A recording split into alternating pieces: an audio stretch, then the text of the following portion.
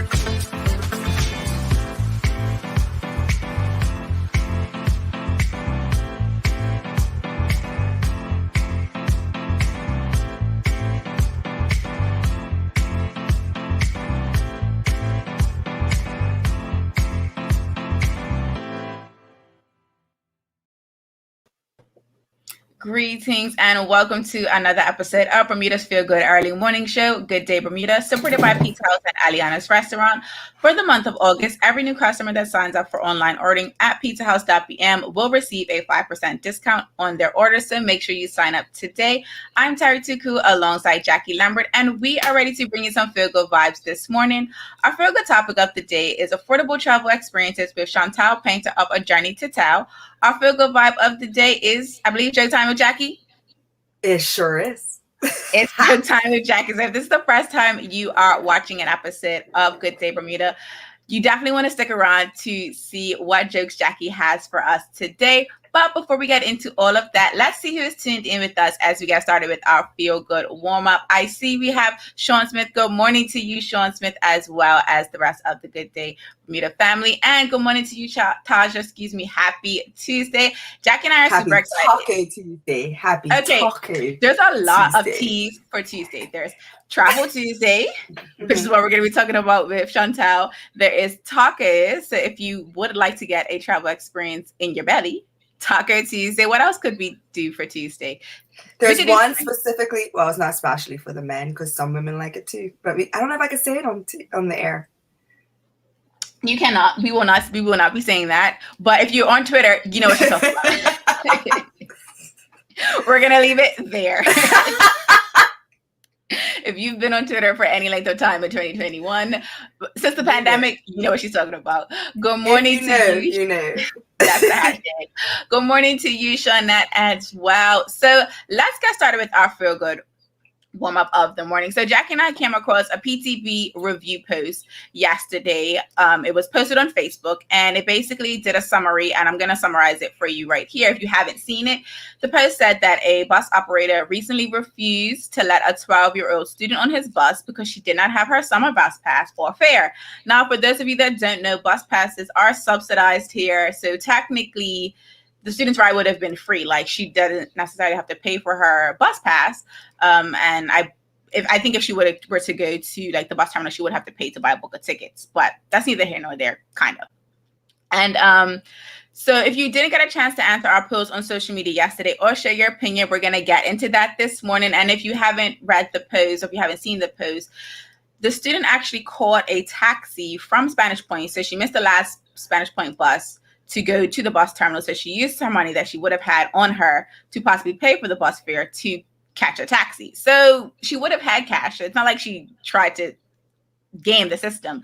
And the bus that she was trying to catch was the 8:15 bus out of town. So if you know, it's getting dark around 8:15. So our question for this morning is simply, what are your thoughts on the bus driver refusing the 12-year-old student to get on his bus? Now, we did get a number of folks basically saying he should have let her on, but we want to know from your perspective, audience, what were you thinking? And I see we have Larry in here. Good morning to you, Larry. Jacky, I think we kind of talked about it last night on the Instagram Live, but I definitely want you to go a little bit more in detail because we kind of pulled ourselves back because we could have been Ian.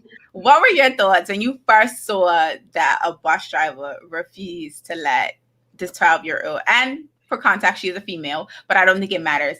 her gender. A child is a child. A Yeah. child is a child. Children are already vulnerable as it is, and then you're going to add in the fact that it's getting dark. So you don't know her circumstances. You don't know how far into the neighborhood she has to walk. It's getting darker. You don't know who she may have to walk across that she's terrified of. Like, you don't know. And as a bus driver, you are a warrior of the public. Like, you're supposed to make sure that people get where they need to be safely. And you're refusing a 12-year-old that you know is already getting free transportation because she's a student. You're refusing because she didn't have a piece of paper. Because from what I saw on Twitter, somebody was just like, you can print it off. So I don't know. Oh, I didn't know that. I thought the bus pass. I thought it was like the bus pass, the plastic. It could be a bus pass, but as what I saw from Elizabeth's post, she said that they didn't even. Her daughter, Zarina, didn't even get her bus pass for this summer. So, right.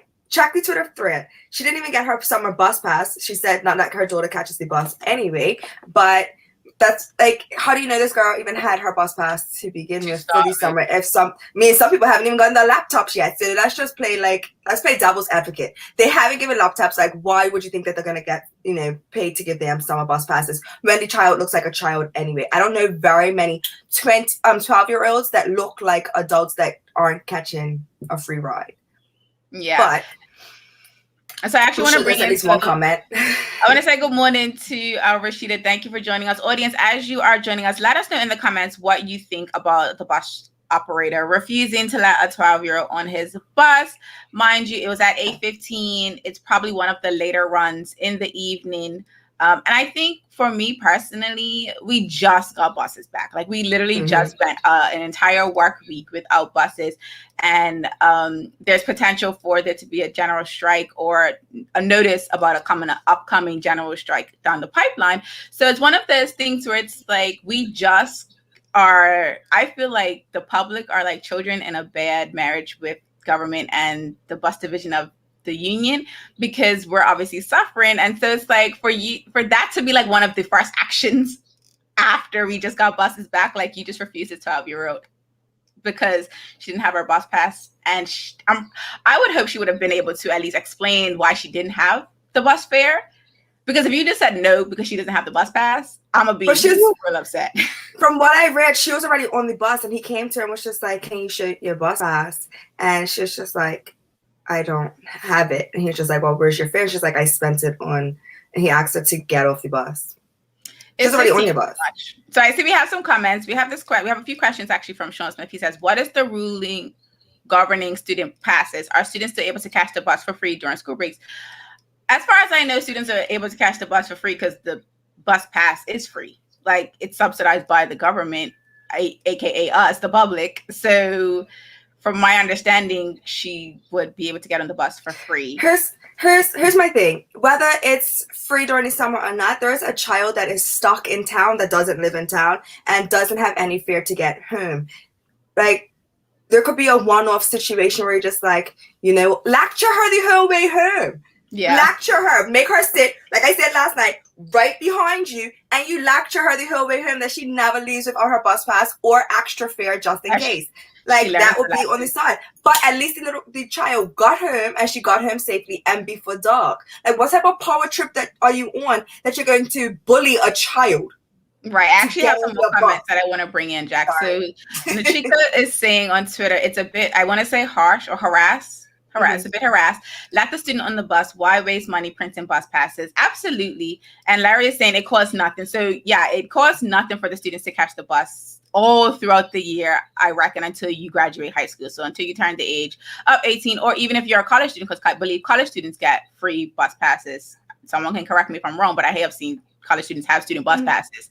So from my perspective, if the ride is free anyway, especially for a middle school age child, like, it's definitely a little different if they're in their teens, because you are expecting a little bit more of a teenager, a 17, 18, 20-year-old to, like, you share your bus pass. But also on the flip side, like, we don't know if that was the little girl's last bit of allowance money, like that maybe all her parents were able to give her for, her going out that day. So it's like the girl's probably already upset. She probably knew she can get a cocktail from her mom when she gets here because she's late. She missed the last point bus. Like, she probably is having a day. She could have been having an evening, and she just wants to get home, sir. And you just... And I'm like, was he having a bad day? Was he? And then he decided to take it out on this child? I don't know. I feel like if you're having a bad day, you shouldn't take it out on anybody else except for your diet. Like, go home and eat a pint of ice cream. Diet, yes. That's eating. So Nachika actually confirms that college students are free as well if they are full-time students. So it looks like at the end of the day, the ride would have been free. So there was really no point in making this little girl feel some type of way. And to be stranded at 12 years old, I mean, if I was stranded, terrified. And mad. All of that. And we have another comment from Larry before we go to commercial break. He's saying the bus driver didn't think of worst case scenario. And it's clear, right? Because that could have went really bad, really fast. So we're going to take a quick commercial break, and then we're going to get ready to introduce our guest of the morning. So make sure you do not go anywhere. We will be right back with more Good Day Bermuda. Same smooth sounds, different name. BCG Radio, home of Bermuda's most engaging morning talk shows, The Daily Hour and Good Day Bermuda. Download the app available for Android and Apple devices. BCG Radio, your station for conversations and entertainment.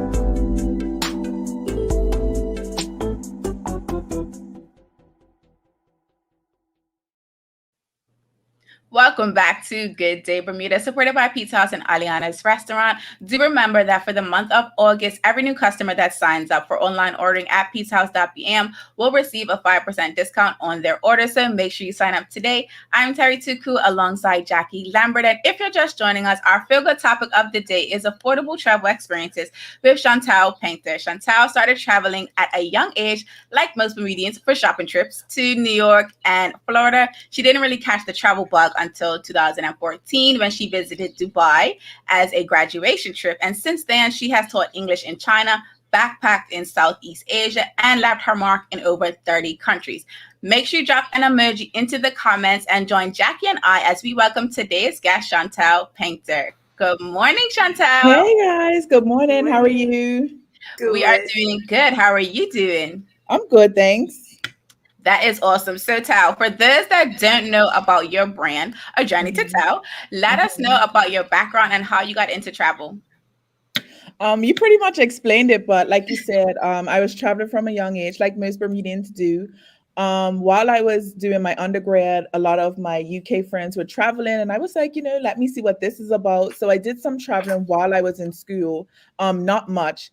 And I remember seeing a Bermudian couple go to Dubai, and I'm like, I can do this. Like, I can go to Dubai too. And as my graduation trip, I went to Dubai. And like you said, ever since then, I caught the travel bug and I haven't stopped since. That was my first Asian country I had been to, even though it's in the Middle East.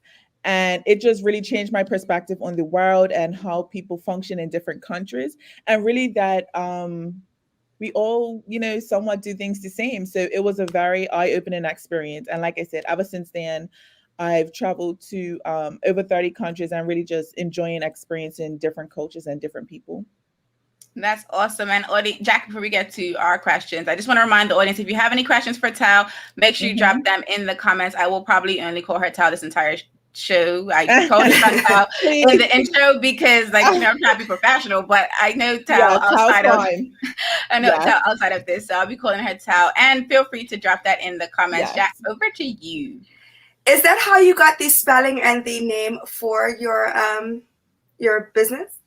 A story to tell. Yes, A Journey to Telle. Yeah, so it actually comes from my actual name. I didn't have a name for my business for months. When I did decide to, start operating as a business, I was really just operating under my name, Shuntelle Paynter. And it took me a very long time to come up with a name because I wanted something that was catchy, but that was authentic to me as well. And I remember one day I was at work and I was like, A Journey to Telle. And I was like, I can use my name as a part of this. So it's not really about my journey, but it's also about others talking about their journey in terms of travel as well. So that's how I came up with it. I love it. And I'm sitting here in shock because I'm like, I didn't catch you on all this time. And I'm like, when she said Telle, I'm sitting here like, that is genius. I love the play on words. I'm so slow to this game. But so with everybody being excited to be out and they want to get overseas, what is your process? Is it different when you're doing local experiences versus international experiences? Absolutely. The local experiences that I offer, well, basically I started offering the local experiences because we was on lockdown. And being a person who always travels, I don't like staying in one place. I'm like, if I'm bored, the rest of Bermuda is bored. I need to get out. So that's when I was like, well, let me use some of my experiences I've had abroad and bring those experiences to Bermuda to support local businesses, do it affordably, and so that people can have fun and challenge themselves. So that's how the local experiences came about. But originally I started traveling overseas. So I didn't pivot into local experiences until we was on lockdown and the pandemic hit. That's awesome. And I know we have a question here from the Chica Trot. It's actually related to international travel. So she wants to know, what is the best resource to obtain cheap airline tickets? For me, I know there's a lot of resources out there, but for me, I always keep it very simple. So when I'm looking for a cheap airline ticket, Google Flights is always my go-to, especially because we're in Bermuda and we have like different restrictions. So we might not have the same access that, for example, the US might have. So for example, I have friends who can literally go to the airport, say, for example, they're in Florida, and get a ticket on Spirit Airlines for next to nothing. We don't really have that in Bermuda. You know, the same thing you're going to pay online, you might just pay in person, whereas in the States it's different. So for me, and being a Bermudian, using Google Flights is my go-to. When I'm looking for something flexible, meaning like I don't have specific dates that I want to travel, I will use Skyscanner. Those are awesome. Note to self. I've never heard of Skyscanner.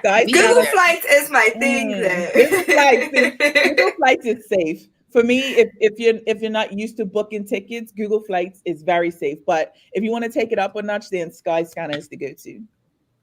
I love it. And we actually have another question from the Chica Trot for you, Telle. She says, what is the one country you want to visit?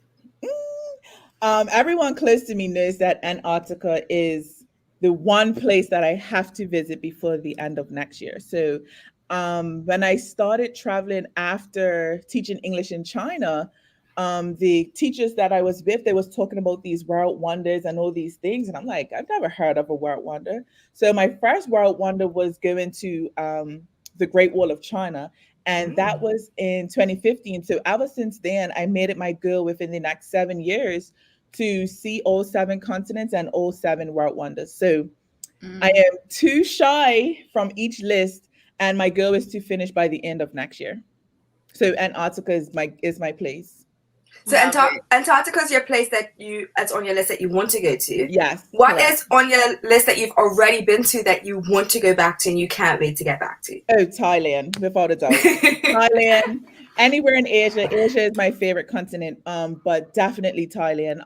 Thailand gives me Bermuda vibes. Like it takes me out of Bermuda, but it still gives me that feeling of home. So definitely Thailand. Thailand's on my list of places to go. Because it's beautiful. It's maybe expensive to get there, but once you get there, everything's cheap. And I want all the food. Exactly. Especially if you haven't been to Asia before, Thailand is a great introductory country to go to. Like some countries I've been to in Asia, I'm like, I wouldn't send someone there for their first time in Asia, but Thailand is definitely one of those places where you can get your feet wet in terms of what the Asian culture is like. Have you traveled during the pandemic yet? Yes, I have. I traveled once during the pandemic, and that was June. So I went to Mexico for a month, basically just to relax. I was just living life there like every day, like I would in Bermuda. The difference to me personally, it wasn't much of a difference. It was just more precautions in terms of wearing your mask and using sanitizer, but the travel experience felt the same. Okay. That was part of my next question because like the COVID test and all that stuff, when you're helping somebody arrange their travel experiences, do you arrange that as well to get their COVID test and stuff and that whole paperwork process? So that's actually not a service that I offer at the moment. I more or less talk about my experiences and give information and resources and how people can do these things. It is a little bit more added stress in terms of traveling when you have to do the COVID test, especially when you're traveling outside of the US. So Bermudians have to remember it's restrictions for us to get into the US, but if you're going beyond the US into another country, they have their own restrictions. So it's possible that sometimes if a country is so far away from Bermuda, you would have to stop in the US to get another test, wait for your results so that you have the proper I don't even know what it's called. Paperwork. Yeah, the proper paperwork to get into that country, depending on how far it is. So it is a lot of extra things that you have to consider, but the closer you are to Bermuda, the easier it is. And so that's a great point, because I know one thing that you kind of take for granted is that the US is our gateway city. So I feel like a lot of people think of it as like an extension of Bermuda. So like whatever is okay here, it's okay over there. And it's like there's actually there might be another leg to your trip. And if you're really thinking about, Bermuda, it might or you're just thinking of the US, it actually might make your trip longer than you originally anticipated. Absolutely. So, you have to think about these things because when it comes to entering different countries outside of the US specifically, they wouldn't allow you to board in the US. It's not like, oh, I don't have the proper paperwork, but they're still going to allow me on the plane in the US. It doesn't work like that. If you don't have the proper paperwork to enter the country from where you are, they will not allow you on the plane. And I've had that happen to me before, so I know from experience.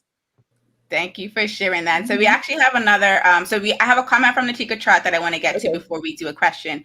So Nachika is saying COVID has definitely increased the cost of travel by a few $100s.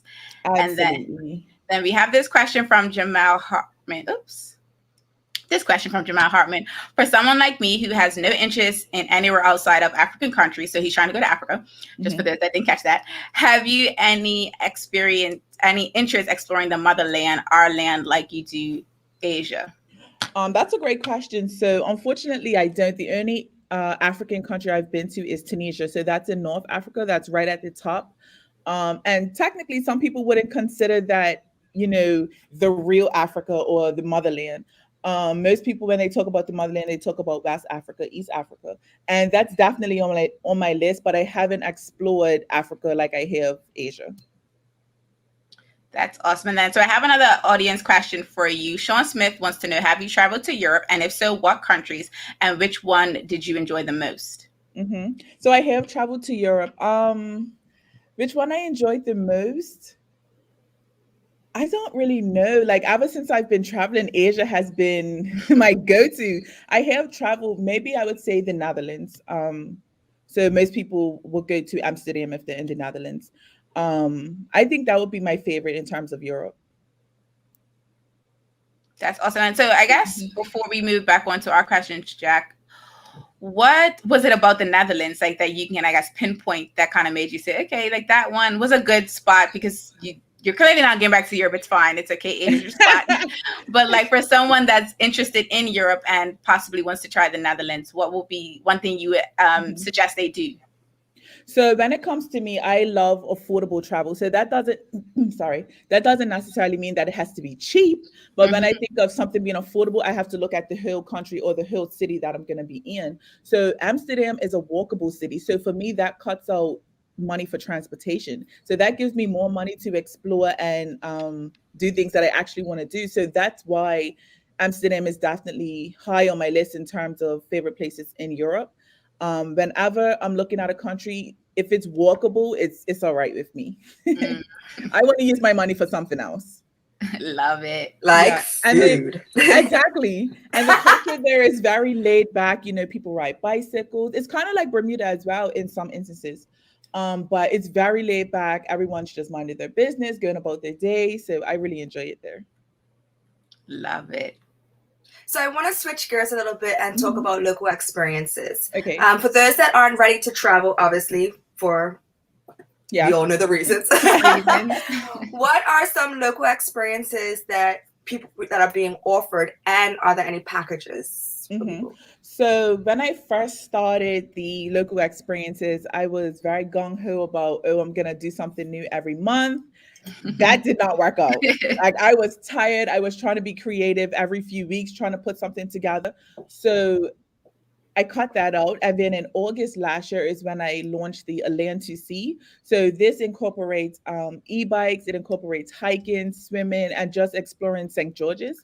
And that has been like my top experience. And ever since then, I did a spin-off, which is the scavenger hunt, which is kind of the same route, but incorporates a scavenger hunt. So That in sounds terms fun. of local experiences, A Land to Sea is definitely the go-to. That sounds fun. Yes, it's very fun. I for me when it came to curating these local experiences, it had to be something that Bermudians don't do often because when I curated the experiences at the time, like I said, we was on lockdown, so there was no flights in and out. So it's just Bermudians that I were catering to. So Hmm. I'm thinking to myself, okay, what is something that we take for granted here? Or what is something that we don't normally do that we run to other countries to do, and literally we can explore our backyard. Bermuda has a lot of Right. greenery. So when I always test run these experiences. So one day I rented a bike from Patago Bermuda, which is the bikes that I use for my experiences, and I Mhm. just rode throughout St. George's. I rode to Clearwater, St. David's, Cooper's Island, and I went to Blue Hill and kind of found, like, I was like, I always see this cave at Blue Hill. I was like, let me find it. Like, I need to Mhm. find it. I need to create something so that Bermudians aren't going crazy at home, because I know that I was. And that day I was able to like sit down when I came home that I and kind of put this route together. And I was like, well, Bermudians like to eat. So I was like, okay, well, let's incorporate some refreshments. And then obviously those refreshments came from local businesses, because that was part of one of the pillars when I curated these experiences. It had to be affordable, it had to Mhm. challenge you, and it had to support local businesses. So Mhm. whenever I do curate an experience, it has to come under those three pillars.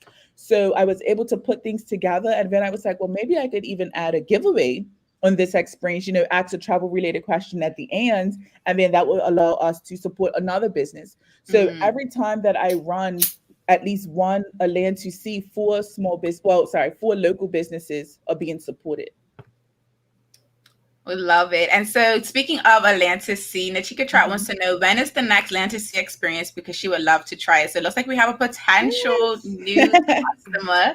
Yes. So I'm actually going to have open dates in September. So open dates is where anyone can sign up and join and have fun with your friends, your colleagues. And I also offer private experiences. So that's where you can come with six or more people that you know and create your own experience, because sometimes people want to be with people they know. And also because of COVID, people wanted to stay in their bubble. So offering the Mhm. private experiences was definitely something that people enjoyed. But sometimes people don't have six people to join with, so they'll join an open experience. But the next experience, the open experiences will be in September, which isn't too far from now. It Mm-mm. isn't. It's We next love it. And week. so, Yeah. it is literally next week, Wednesday. It's the 1st of September. So, Sean Smith has another question for you. He wants to know, have you ever done a train or rail tour in any country you've visited? If so, what was that like? I haven't did a train or rail tour, but if I did, which I've looked into it, Europe would be the best place for that. They have like Eurostar cards where you can basically country hop on this one card, and you can pay probably about 200 pounds, and you can go on a specific route to different countries and stuff like that. So I haven't did it, but I have looked into it before, and Europe would definitely be the best place for that. I love it. Hmm. I absolutely love it. I just want to go back to the local experience that you were explaining. Yeah. What does the price look like? Can you tell us? Yeah, sure. Or No, that's fine. no, I'm I'm just so very used to seeing like DM us for prices. And I'm like, but I want no. to know now. No, you can know now. That's fine. So like I said, one of the pillars is making sure that things are affordable. So before I started to move into more experiences, I did a poll on my Instagram to ask Bermudians what they deem affordable. Mhm. And I put like, less than 50, less than 100, less than 150. And more Bermudians were on the like less than 150, but they was willing to pay that for more luxury experiences. So Mm. my experiences are luxury in terms of what you're going to benefit from it, but in terms when people think of luxury like fancy, it's not like that. This is more adventure. So I went with the price tag of my experiences being $100 or less. So for the Atlantic Sea and for the scavenger hunt, they're both $99. Oh. That is really affordable. And so I actually want to come because I see a comment from Shawnette Bell. She says she didn't do the land to sea, but she did the nighttime bike ride. She can't remember what it was called and had a blast. So can you share a little bit more about that and if you're going to be bringing that back? Yeah, so that was something that I did last summer as a spin-off of the Atlantic Sea. When you're doing these things, you have to be very, very creative. And I wanted to continue supporting small businesses. So the bikes that I rent actually have lights on them. So I was like, well, why can't I do a nighttime like happy hour ride? So I started from Patago, Bermuda, which is where all the experiences start. And then we went to Tobacco Bay. This is when they was having their happy hour on the weekends, on Fridays. So we went there, we would have drinks, keeping it safe. And then we would leave and go ride all the way out to the airport. We would have snacks there from another local business and then come back. So this one was more like a leisure ride. It wasn't very adventurous, but definitely something to do on a weekend. So that one was called Blackout because, it was at nighttime. Love it. I love it. And so we have a comment from Shanta Good, and she says, count me in on the next land to see experience with world traveler Miss Trust. It looks like she gets around the world. And so as we get ready to wrap up, can you let the audience know what type of traveler are you and how can they figure out what type of traveler they are? Oh, definitely a budget traveler. Like I've seen people talk about, well, I was a budget traveler in my 20s and now that I'm in my 30s, I'm not, but I'm sticking to it. I'm definitely a budget traveler. But I also want to give a new perspective to being a budget traveler. It's not just about the money. For me, it's more about the experiences. So like I said, when I think of a country or a city that I want to go to, I'm like, if it's walkable, that's great because I'm saving money and I can put that into experiencing something new. So when I think about budget, it's not necessarily staying in hostels, which is what I do sometimes. But when I'm in Asia, I can stay in affordable accommodation like hotels, maybe 3-star hotels, sometimes for the same price as a hostel and spend the additional money on an experience. So if you guys follow me on A Journey to Telle, I have been taking a break from A Journey to Telle, but I'm definitely kicking back in this week. And I think I bring a new meaning to what budget travel looks like, especially as a Bermudian. I know that a lot of Bermudians don't talk about being budget travelers. I mean, even when I was growing up, going to New York, I wouldn't say that we were budget travelers. We were staying in Times Square in Manhattan and then, walking around and shopping. Right. I wouldn't call that budget travel. I mean, hotels are expensive. But now I'm able to take a different look and a different perspective at what travel means to me and what I actually want to experience. So I think I bring a new meaning to what affordable or budget travel looks like, especially as a Bermudian.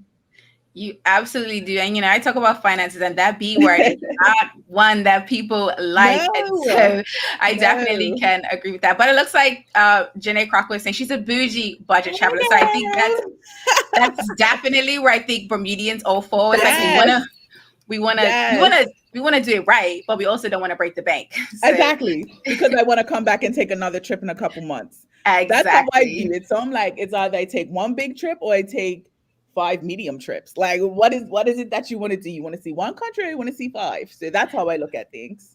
I love it. And so it looks like as we get ready to wrap up, it looks like we have a comment from Larry Marshall. He's saying great information. And then Sherry Vanderpool says she's never done one of your experiences, but she definitely wants to. So as we wrap up, Telle, can you let the audience know how can they learn more about your packages, the different experiences that you're offering? We did pop in your handle on there because I just realized that you didn't have it. So we did pop it in there. So let the audience know how they can connect with you after today's show. So the best way to connect with me is A Journey to Telle on Instagram. I also have a Facebook page for A Journey to Telle.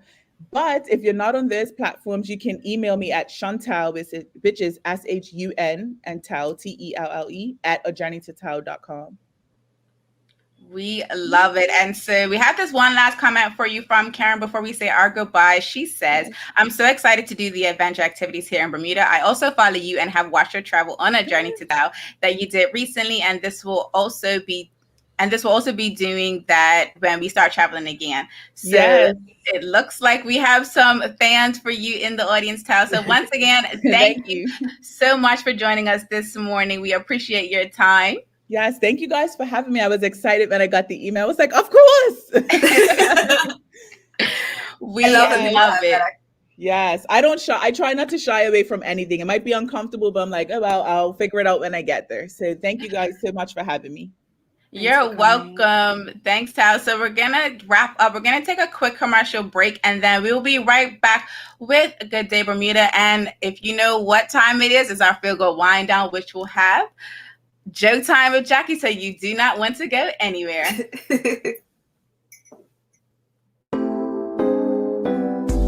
Same smooth sounds, different name. BCG Radio, home of Bermuda's most engaging morning talk shows, The Daily Hour and Good Day Bermuda. Download the app available for Android and Apple devices. BCG Radio, your station for conversations and entertainment.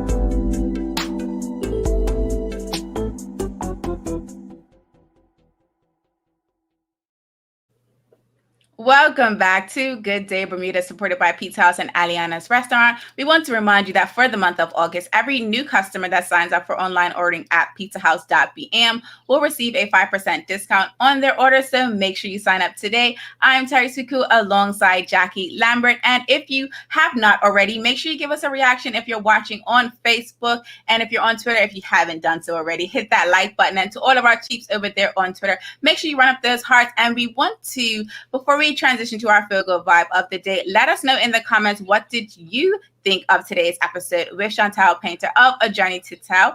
Jackie and I are going to let you guys know what we thought, but we definitely want to hear from you, audience, because it looks like Kivani already answered that question for us. She said she loved this interview. And we forgot to ask Telle, we had a question before we were wrapping up that we're going to have to send to her. Sean Smith wanted to know, what is your average stay in each country? So that means that we have a girl to bring her back so we can ask her way more questions. So with Jack, what was your favorite part of the episode? Ooh. I don't know. I love her attitude. So I like that she was like, a budget traveler, but I want to do her tour here, the scavenger hunt. I like a little scavenger hunt. I've done scavenger hunts in the West, but I've never done in the East. And because I don't know many places, I think it'll be extra fun.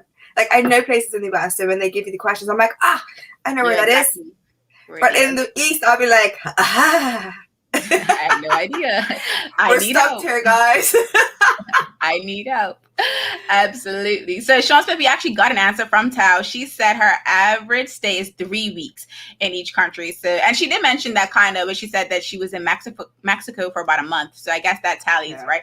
I personally have only done like 14 days. So I need to get on, like, that's why I love Tao, because I need to step my game up. I need to do better. I don't know if I could do 3 weeks to a month in another country. Well, we need to connect with Tao. Like, we just work with Tao to get ourselves sorted out, because clearly she does it right. Because otherwise, maybe we just don't know what to do. That's what it is. I feel like if I was to go down there for 3 weeks, I'm going to make friends, and then I'm going to have a whole family of people down there, and then I'm going to be a local by the time I come back. Have you met me? I make friends everywhere I go.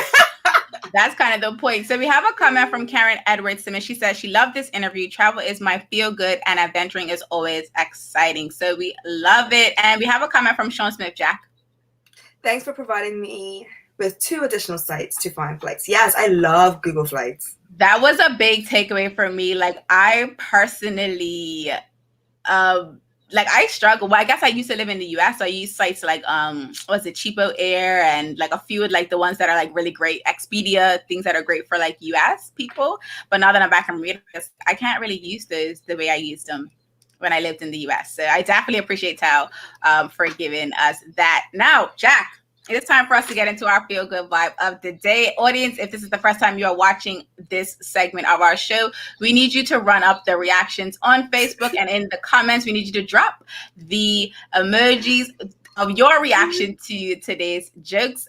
Jack, you ready? These ones are extra dry, so they're extra funny to me, guys. I love it. Let's do it. All right. What did the apple say to the peanuts? What did the apple say to the peanuts? It's so easy though. You're nuts.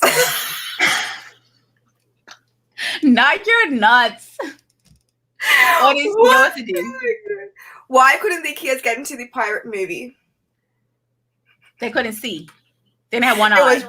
It was rated R. for me. It was definitely the for me. All right, last one. Last one. I'm crying laughing. She really takes her jokes serious, y'all. Who's there? Sadie. Sadie who? Sadie magic word, and I'll disapprove.